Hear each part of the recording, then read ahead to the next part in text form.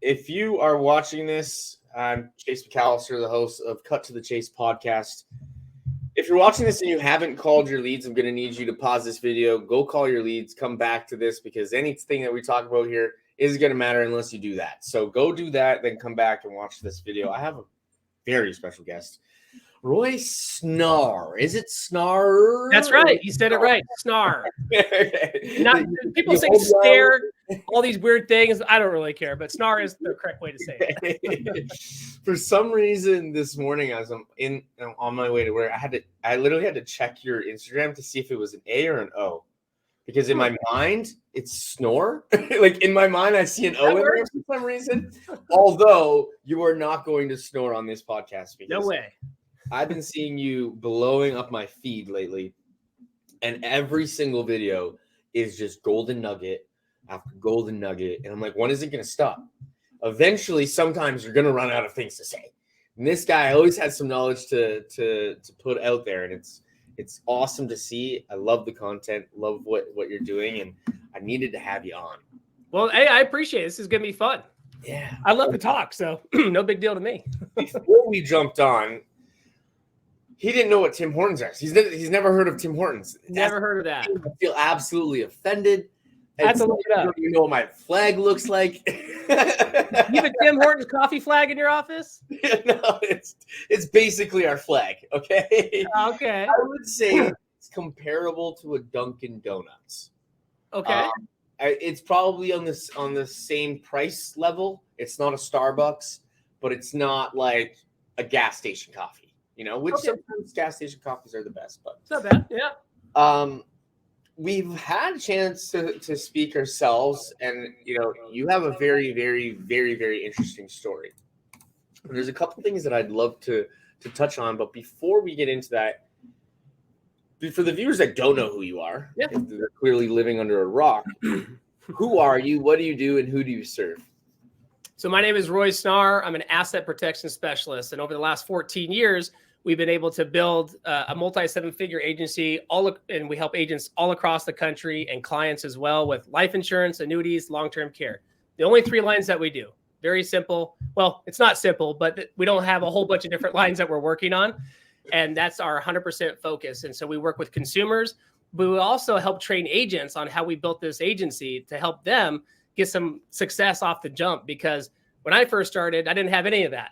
And it was a very long, hard journey to get to where we were at. And so my goal is to try to help agents speed up that journey. It's still going to be long and hard, but learn from the mistakes that I made and all the other people that we work with have made. That way you can better yourself. So that's one of our main goals here for working with agents.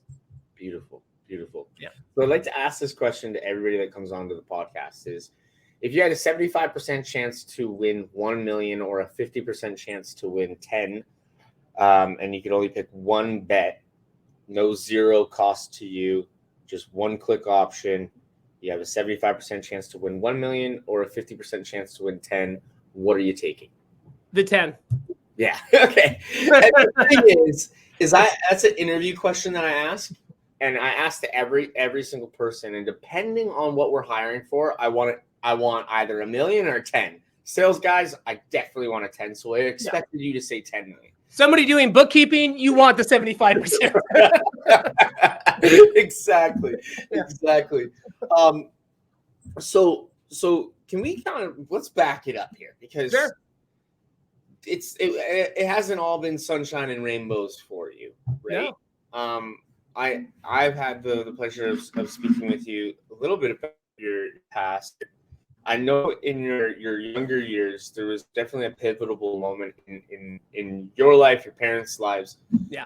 Let's speak to really what got Roy on the path to where he is now.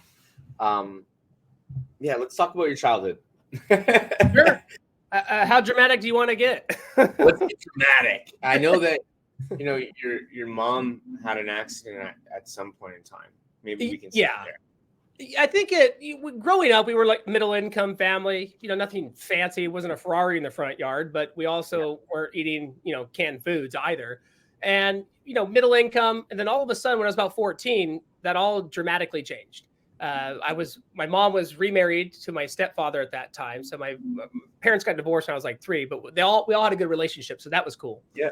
But then at 14, my mother was driving to work. Somebody sideswiped her and it accelerated what she already had, but did not know that she had, which was degenerative disc disease. And so that accident led to a permanent disability, lost the car, lost her job. And then we ended up losing the house. A divorce came about it. All these crazy changes within a 12-month time frame. At 14, which is a pretty pivotal age for a young man. Yeah, I mean, I was worried about, at that time, Pokemon cards, riding my bicycle. Like, I had no idea about money or finance. And, I just did yard work for cash to go to McDonald's. I mean, it was, I was just a kid. $300 was a crap ton of money, Yeah, that was a lot of candy I could buy in Pokemon cards, And then all that got taken away. And it was like, wow. And this happened during the .com burst. So all of the assets that my mom had worked hard for exploded in that .com burst. So she didn't have any asset protection, didn't have any insurances. The only thing that we had was a Social Security disability income check. And so that's what, I didn't even know what that was, right? And then as I got older, I started researching, like, how could this happen? Aren't there programs to protect people? And that led me into researching insurance, financial services. I was in college studying like genetic engineering. Then I switched because I didn't like math and chemistry. Then I went to history, something way more useful. And then I was like, I don't like to do this either. I'm not a good student. I mean, good grades, but the school wasn't for me. And I ended up interning and getting a position with a little financial services company. I asked a friend of a friend, I was like, hey, do they have anything open? They go, yeah, they do. And so I went there. But then the other part of the story is that it was with an MLM company. Nothing wrong with that, but I signed up for it and everybody thought I was insane and crazy. And I was like, look, I know I can make this work. And it really helped open my eyes up. And I did that for about 2.5 years. And then I switched over to another company, created my own little general agency and absolutely struggled, was a complete failure for like 5 years in the business. Then I finally started making it. So backing that up too, though, a lot of agents that I speak to, they might have seen a Craigslist ad and they're like, yeah, I'll give it a shot. Yep. I got nothing going on. It was actually an interest of yours to find a financial service to work for, or was it just so happened that this kind of fell into place? Yeah, so I didn't have an interest per se in financial services. I was always curious about it, and I always wanted to do something like I feel that my calling is to work with people and try to help them. And so it just kind of like the universe led me there, I guess you would say. I was asking everybody in my college dorm, like, what do your parents do for work? And are they, can I intern at their company? Are they hiring? Like, I'd always ask, like, what do your parents do? I'm not going to ask my friends that we're getting drunk with. They don't have their stuff together because I didn't, I was asking about their parents. And one guy said, hey, my parents, they work at a corporation, but I have a friend that is in this, insurance financial services practice, and he's doing pretty well, and they're looking for new people. And I was like, okay, cool. Let me try it out. What's wrong with that? And that's what was the start of it all. Because we have zero background in our family. We're just a bunch of hillbillies. I grew up in construction and logging and farming and all kinds of other jobs. I was a tow truck driver at one time, everything you could imagine, but nothing in like the white collar marketplace. No business background or anything. It's kind of great, but my parents, I have two parents that are both entrepreneurs, separately on their own. And the things that I've learned now in the past 6 years being in the space about finances was astonishing to me to find out that my parents didn't know those things. Mm-hmm. And it's like, well, how did we function without that knowledge, guys? Like, right. How much are you paying in taxes? You have to file every year. You didn't set up a corp in the Bahamas? No, exactly. Like, Bermuda, that's the new one. You have a 7-figure agency now, you're in the big leagues, but it wasn't all sunshine and rainbows. I'm pretty sure you started sleeping in your car. Like, didn't you move to Texas and start sleeping? Well, I want the story. Give me the homeless story. Yeah. Give me the. Let's pull the emotion out of this podcast. Exactly. So I was living in the Central Coast in California, San Luis Obispo area, And it was a very small, it's mainly like college and retirees, right? And I wanted a bigger population and try to do something different, get out of that realm of like all my college buddies and like, I got to get out of here, right? If I'm going to change my life and do something, I can't be hanging out with the same people that don't want to change their lives. So I ended up moving to the Bay Area in San Francisco with my sister's half sister. It's a long story, but anyways, I lived with her in this little tiny studio, and it was in San Francisco. And I've only been there like once before in my life. Complete culture shock. I could never live there now, but when I lived there, it was in her like little dorm area. Well, anyways, she ended up moving out, and I was like, I didn't want to move again and sleep on the floor with 5 other people in a dorm. I was like, forget it. I'm going to make this happen. I'll get my own place. But I didn't have any place to go. So I literally had my truck, which was a 96 diesel Dodge long bed extended cab. I slept in the back of it. And in the bed of the truck, I kept all these boxes full of like paper applications and marketing brochures for insurance companies. And so what I would do is I would literally go down to like Starbucks, and I'd sit in the same Starbucks every single day, same time. And I'd wait for people like yourself to come in. And I'd say, hey, Chase, can you do me a favor and give me your opinion on this marketing piece that I'm doing for my company? I'm trying to create something that's very attractive and eye-catching. Would you give me your opinion on it? And at that time, I was like 22 or 23. So people were like, yeah, sure, why not? And it would be a piece about the benefits of life insurance. And then 1 in 10 people would be like, that's really interesting. How does that work? And I was like, oh, thank God. And then I'd be able to talk to them and help them out with some life insurance. And then in that same process, I was also going to hotels using their printers because I didn't really have a place to stay. And I was using their printers, like I owned the place, to print out flyers to hand out. And I would door knock. I would literally get big trash bags full of paper flyers, and my mom would help me roll them up and put like little rubber bands, and we would drop them off at doorsteps all over the area. It's crazy, but it worked. That was illegal. Oh yeah, well, I was stuffing mailboxes at that time, which I didn't know any better. I guess you're not supposed to do that unless you're the postman, but I wanted them to be sure they got the flyer. I just did a keynote on this, and it's imperfect action that got you here, clearly.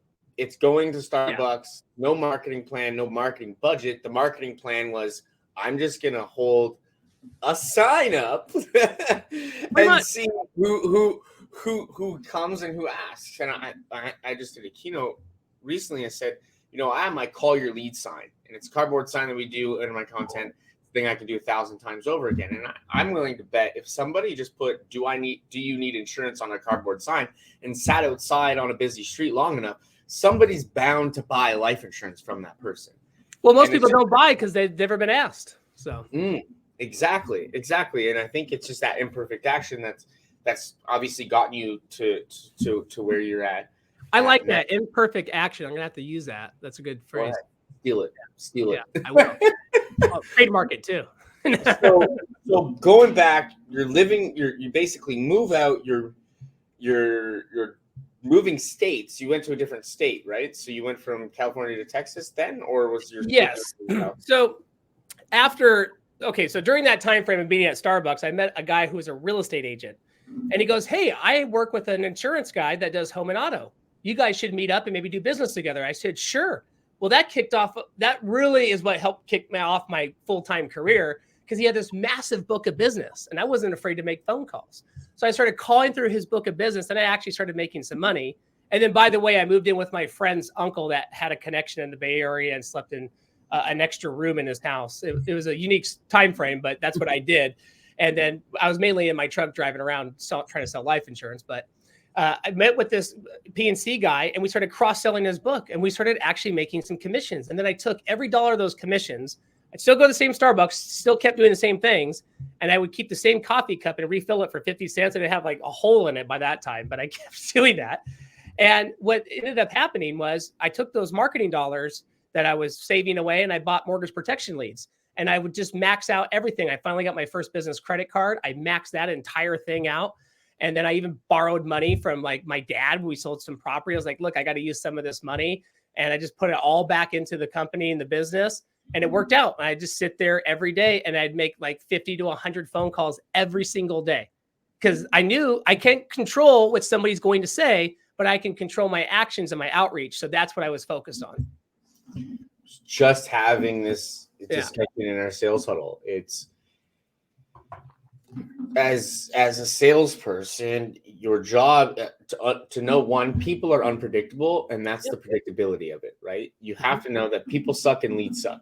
So what needs to be predictable is the process that you bring everybody through, regardless of the situation, right? So you need to make sure when somebody you talk to somebody that specific conversation is dialed in enough that it's predictable every single time, and you go through the conversation every single time. Because if you make 100 phone calls, you should be able to get, even if it's a cold list, at least 3 to 5 appointments. And then even if you close half of those, okay, that's a couple deals. So that's what I was just focused on. Every day, if I could get like 3 appointments from each day of calling, and I was getting like 1 appointment. Some days I wouldn't get any. Then other days I get like 5, and I got better and better at the phone. And that's what really helped me excel. And then I started doing some marketing with some other people in our industry, working with the teacher marketplace, still cross-selling that book, still buying mortgage protection leads. And then I started making a decent 6-figure income. I was making around like 250, 300,000, but that's nothing. That's like food stamps in California. And so I was tired of California for a multitude of reasons. I won't go into all of them. And I had a friend that I met through this business that moved to Texas, and he happened to be a real estate agent. And I was just renting a little tiny duplex that was built in the 70s at that time. And then I just got married. Then we had our first child. And I was like, I'm not going to raise my kids in California, and I want to give us a better opportunity. And so I called him up. I said, look, I want to come out there and check it out. So we had a little bit of assets. We sold everything, moved it out here. And then we bought a house, and we got my mom a house. And then I was from ground zero. Didn't have a book to call on. I could still call in California, but this was before COVID. This is all in 2018. So people are still used to like face-to-face, not over the phone.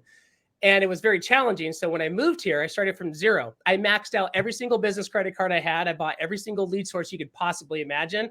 And then it took me like a year to rebalance. And there was a time frame, even though I went from making 250, 300 on average to coming out here making like 0, where my personal bank account and business bank account were all zeroed out, negative.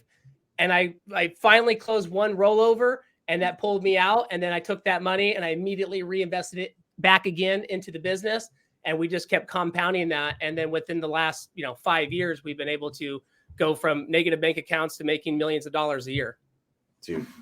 Yeah. That's so crazy times. It's still crazy, right? Because there's always new challenges that present themselves. But in the insurance space, it's kind of awesome that you see these stories time and time again where people have like massive struggles, massive amount of action in the beginning that really had no clear vision or clarity on if it was actually going to work out, right? Like you didn't know that this was going to work out. You did it. You took the risk, right?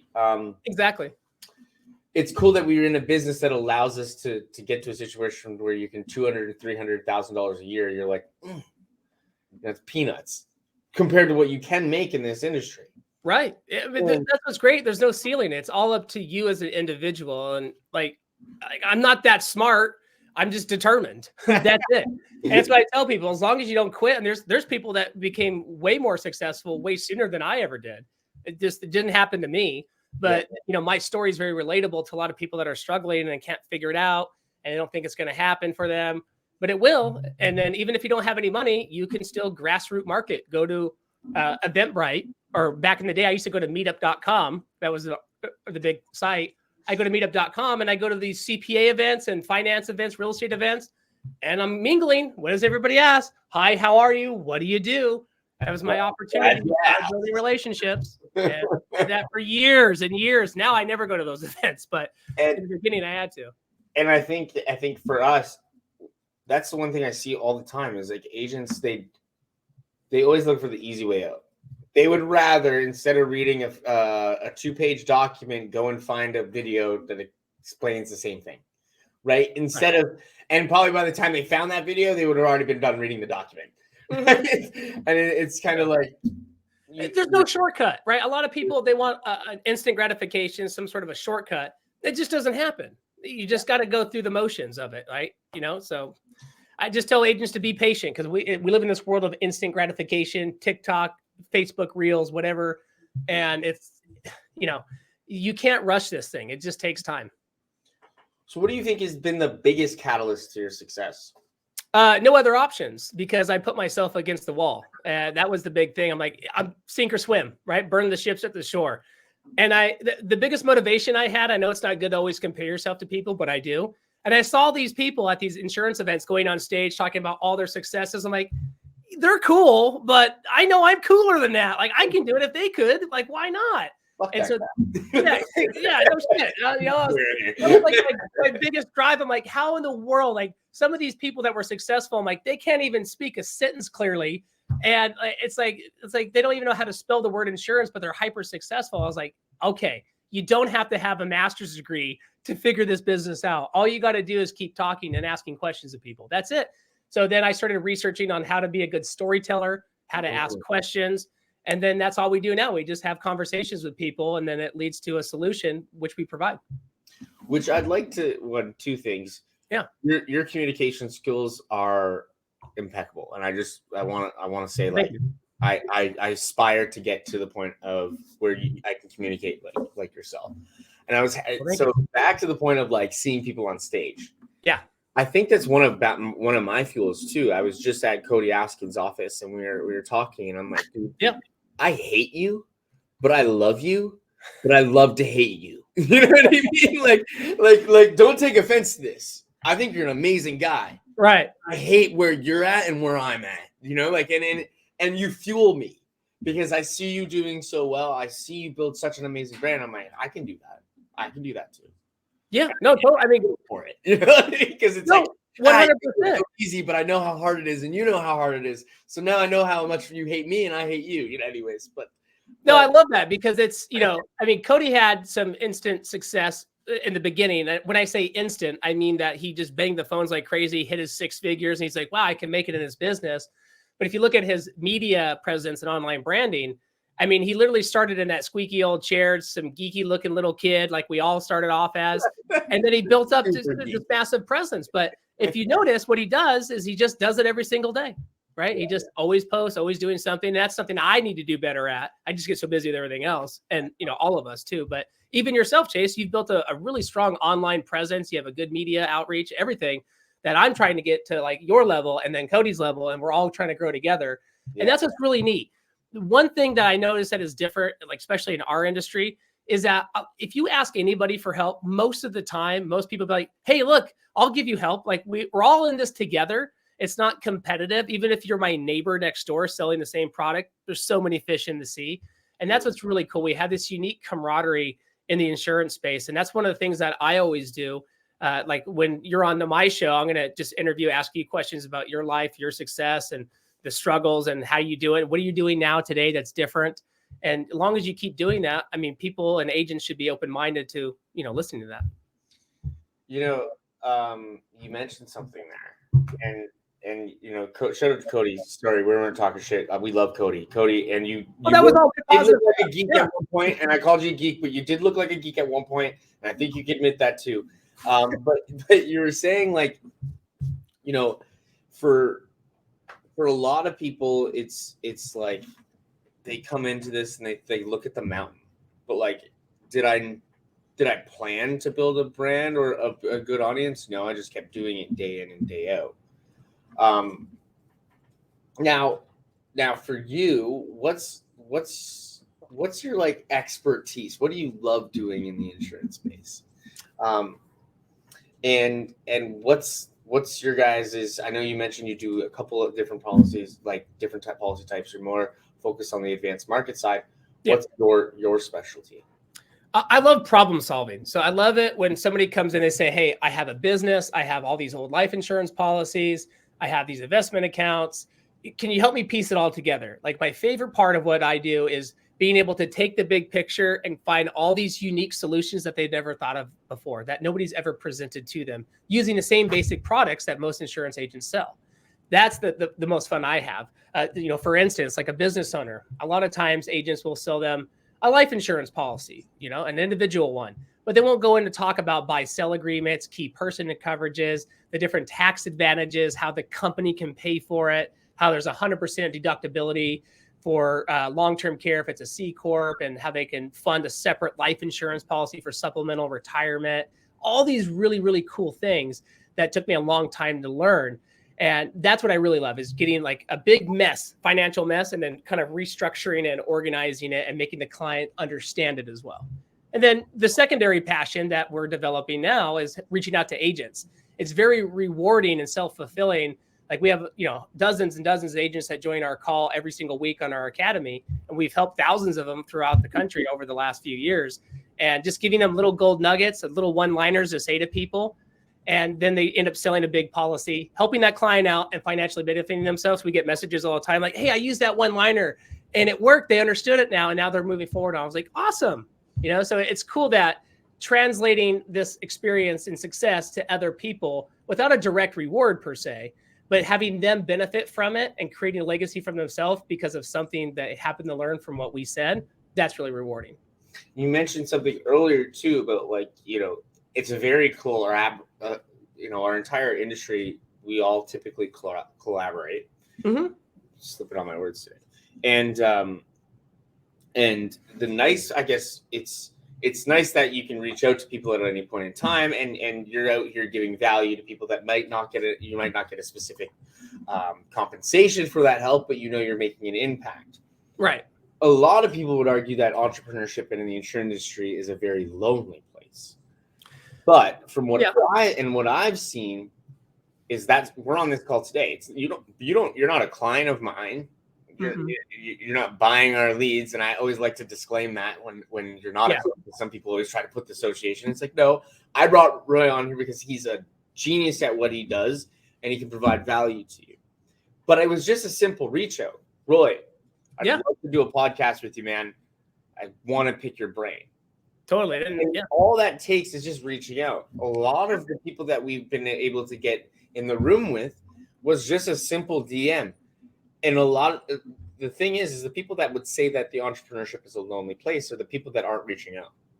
100%. Because to your point, it can be a very lonely business just because you can pigeonhole yourself and you're so focused on calling your leads, doing what you need to do, and that's it. But you also have to allocate time to do collaboration.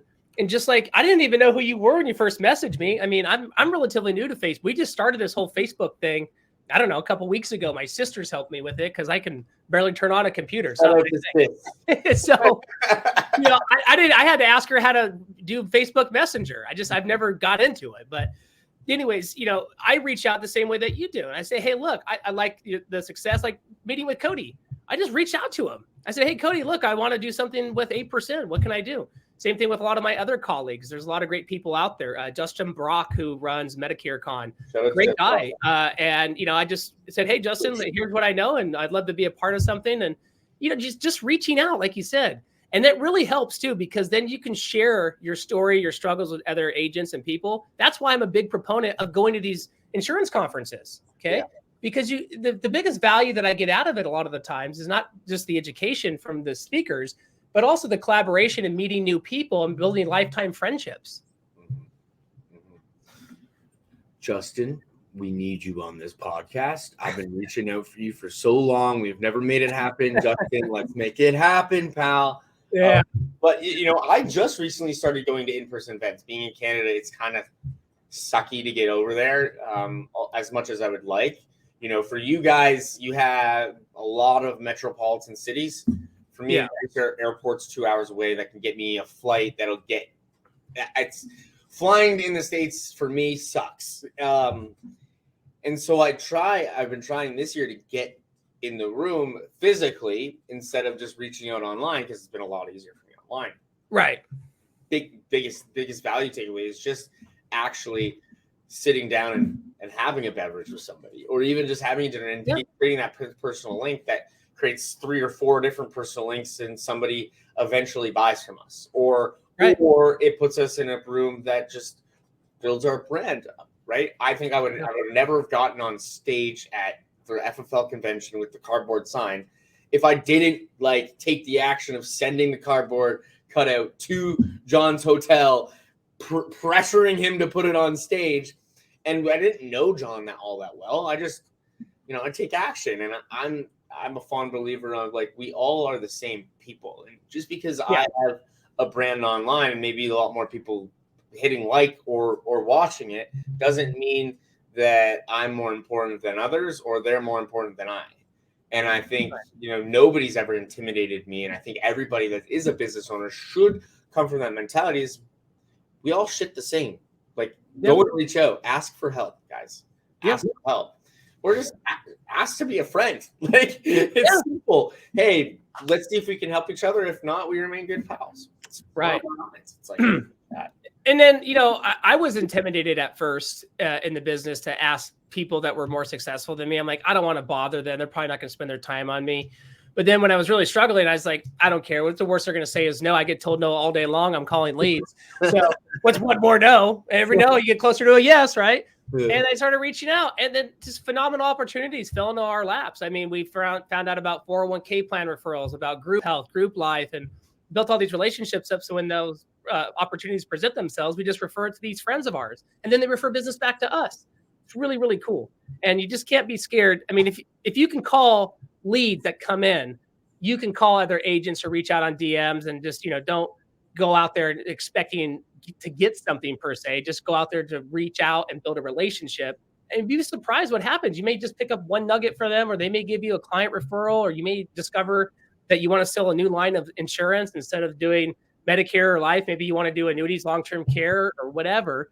And then that's how you learn, though. You got to go out there and make the outreach. Mm-hmm. What's the biggest piece of advice you would give yourself in that truck? Sitting in that truck with nowhere to go, if you could talk to yourself right now, what would be the biggest piece of advice you would give that person? Oh, wow. That's a good question. What I used to tell myself, I used to listen to Ed Milet's Eye Opener CD all the time. And I would sit there, I would be pissed. I'd be like, because I can't make this happen. I'd punch the steering wheel. I'd like cry, everything, every emotion you could possibly imagine. Like I've been there, right? And if I was sitting back in that truck today, if I could just tell myself, look, you're going to have what you want to have as long as you just keep going, that would have brought a lot of mental and emotional ease to me, because I knew I could get there. I just had no idea how. It seemed impossible, unfathomable. Like back in the day where, if I was like 50 grand, I'd be 50 grand in 1 year. And then I was like, I could do anything I wanted to in life at 50 grand a year. Now we spend that in a week on marketing. It's like, it's funny how things change. And I would tell myself to have more of an open mind and just keep with the process. That's what I would have done. Very cool. Very cool. And I'm a fond believer. If I don't have a day once a month where I don't want to throw in the towel and cry, something's wrong. Oh yeah. and I'd like to say, like, you still have to give yourself that advice probably today, right? Oh, yeah. It's not like everything's fine and dandy now that money's flowing. More money, more problems, and the problems just get bigger. Oh, right? 100%. I mean, it's you think that once you reach a certain financial level that you've made it, and it's all like what your friends think. Oh yeah, you're just driving around and Bentleys, smoking cigars. It's like, no, I got a stack of paperwork that I don't even have any hair to pull out anymore that I have to deal with, and all these other challenges, but it's a part of the process. It's funny because, to your point, the more that you make, the more that you spend, and the more responsibility and the more delegation that has to have. So it does still get harder, but the biggest thing that you gain throughout the process is confidence in yourself. And that's one thing that nobody can take away from you. And it's the hardest thing to maintain because it's constantly being torn down by the world and other prospects to say no to you. But if you can start rewarding yourself on these little tiny goals and having the confidence, this is why, like, when I speak with other agents or if I'm sitting down in front of somebody, I have really good confidence because I've been through it. I've messed up so many times. Like I know, and I've really had to work incredibly hard, blood, sweat, and tears, all of them, to get where I'm at now. And that gives me an incredible level of confidence that people who are just handed something can never have. For sure. I'd rather go from a 0 to a million than a million to 10 and take $1 million from somebody else. That because you're going to need the knowledge from that 0 to a million to really take it somewhere. Go ahead. I was going to say it's different barriers too, right? Because like hitting that first 100,000 is a goal, right? And then you hit 250. I had on a whiteboard, I don't have it here anymore, but I had this little whiteboard that I drew out 250,000 in revenue. And this was when I first started. And I did all the math. I said, my average commission is $1,200 a policy. I got to make I got to sell X amount of policies. In order to sell X amount of policies, I got to make X amount of calls. In order to get X amount of calls, I have to get X amount of names. I had this whole formula, and I stared at that whiteboard, and it took me, I think it was 7 years before I hit that 250 mark. But I just kept looking at that whiteboard. Then once you hit, because at that time of writing that down, that was astronomical. That was like, man, that's the big leagues. And then now we have whiteboards that are like, okay, we got to get to 10 million now in revenue. How do we get to 10 million? And so once you break over those barriers, it does become easier because you've learned so much to get to that point. And then what you start to do is refining it. So you already have a relatively basic process, and you start refining it in order to create the scalability. What do you think, why do you think it took you 7 years to get to 250? Because I kind of dabbled in it in the very beginning. I was working some part-time jobs, trying to figure it out. Was saying the wrong things to people, like, hey, do you want to buy life insurance? And I couldn't figure out what nobody wants to buy life insurance, right? So, it just took me forever. I wasn't very focused on it. Like, I was more frustrated all the time than I was focused. And I wanted to quit so many times. And I stopped for periods of time. And so it just took me a while. I'm a slow learner. I just, that's who I am. And naturally, if I could go back, I would just start doing some of the processes that I've already learned right away, but I wouldn't have known how to do that. Right. Because it was a different time frame. And so, yeah. What's different now than then? Say what? What's different now from then? Well, now, when I first started, I had a flip phone. Okay. and a notepad. So the technology has made it a lot easier. Facebook was just kind of there. YouTube just came out and there was like 10 videos on it. And so it wasn't like it is today. It's a lot easier to brand yourself and create credibility today than it was in the past. And it's a lot easier to stay organized too. And that was one of the challenges, like calling up on these leads and following up. I just literally had sticky notes, and I still save all my old folders of all the prospects and notes I used to take on them. And then I go back and recall them again. So things have changed in that sense, but the fundamentals have not. The fundamentals are you just have to put in the work, make the calls, and go out there and do it. And there's really no excuse. The biggest thing that keeps me driving is that when I get older and I'm sitting in that rocking chair, am I going to have any regrets? Am I going to think to myself, man, if I would have only done that, if I would have pushed a little bit harder, could I have created a different life? And now with 3 kids, I have an incredible responsibility to be a role model to them. Because if anybody listening, you have kids and you're not becoming successful in the business, maybe the business isn't for you, or maybe you just started, you have to give it time, but you also have to look at the perspective of what your legacy is going to be and how your kids interpret your lifestyle.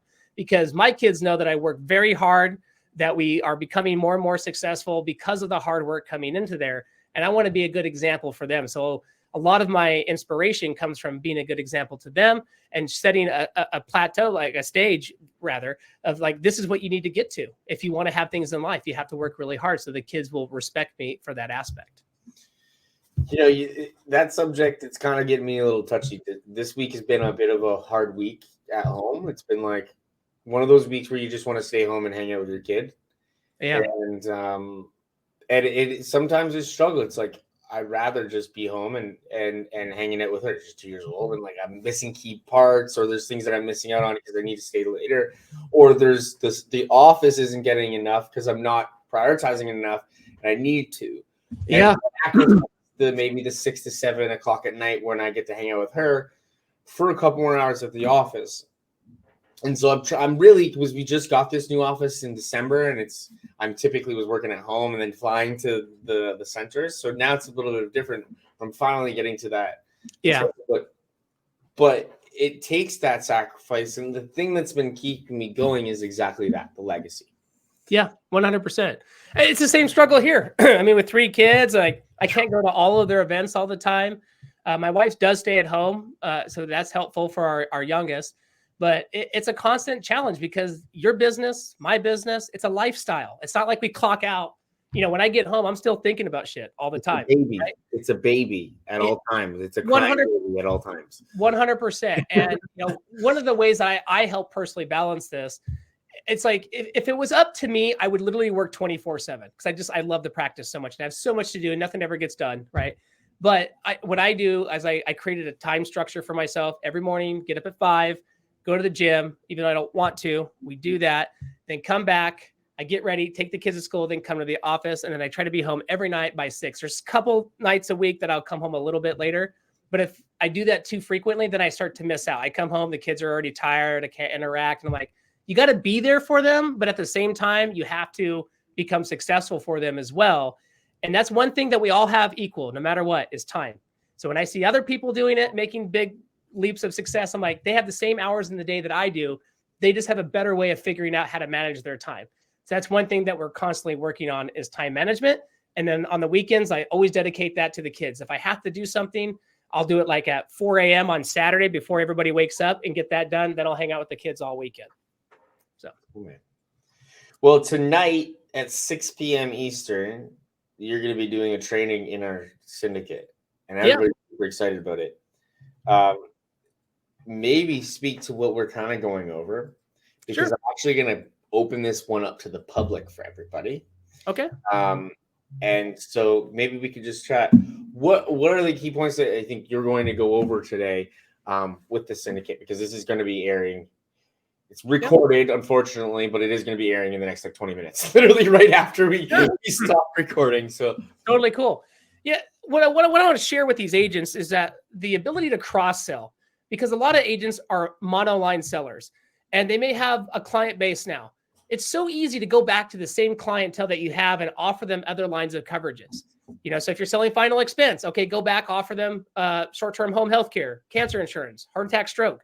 Are there big commissions in that? No, but you get to help people and they all add up, right?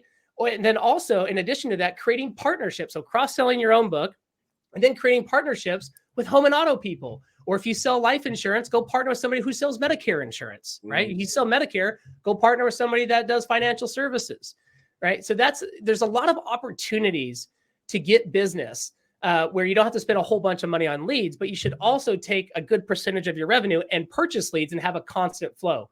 See, far too often agents will have one source of lead gen. You need to have multiple sources. That way you can reinvest in the best performing one. We even agree. And I'm a lead vendor. I'd say you can't have your eggs in my basket. Although we do have multiple lead types. So if you need multiple lead types, we do. Well, there you go. Diversify with your lead vendor. I mean, we spend money on leads all the time. And we go out and prospect and do everything else too. So very cool. If there's one piece of advice that you could give anybody here that's listening, what would that be? Ask yourself if you really want it and if you're willing to go through what it takes to get it. Because it's not for everyone. Some people, they like the 9 to 5, and that's totally cool. There's nothing wrong with that.